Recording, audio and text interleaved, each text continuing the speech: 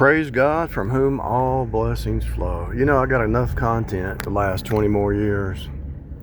You think you've deplenished your resources when it comes to new concepts, and then now some of it I can't release for about 5 to 10 years. When you get new information come in, some things you can't talk about for 5 or 10 years, you know. I will say this: if God puts you in an industry, don't doubt God. If you find an industry that you like and it's like God's will, and you can go in any city and get a job in like a split second, whether it's apartment, I don't want to tell you whatever your job, whatever you have a interest in, and you do it,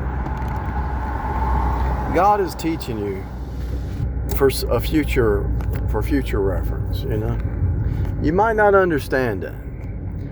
I had to work through lunch today. I'm not even hungry because I fast. I do 24-hour fast at times, and it's actually good when you don't eat lunch or breakfast or something. It's good for your body.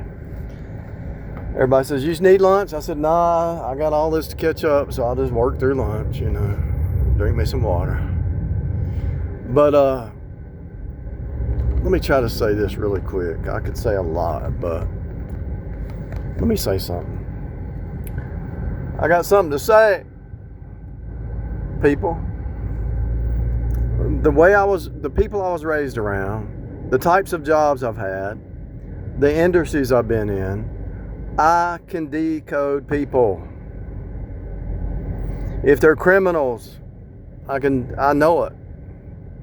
If they're thieves, if they're pimps, if they're prostitutes, if there's a madam, even a madam, you know, how do you decode that? It's easy, because I've worked in the industries. I've actually went in these people's rooms or these apartments, and I know how they decorate.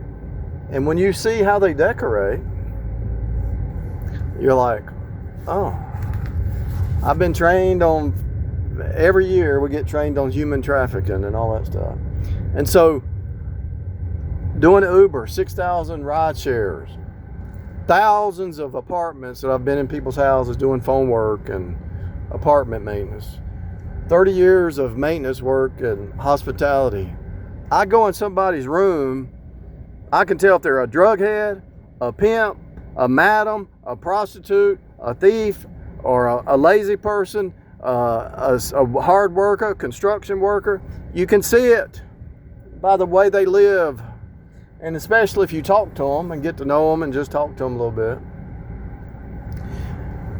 You can see the narcissists. You can see the ones who always blame it, the selfish people. You can actually see the ones where their mama or their daddy or somebody just coddled them and didn't throw them out there to survive. They think that the world owes them something, right? I remember when I was a kid, I said, they said something about a cousin. I said, well, why does he act like that? And they said, because he thinks the world owes him something.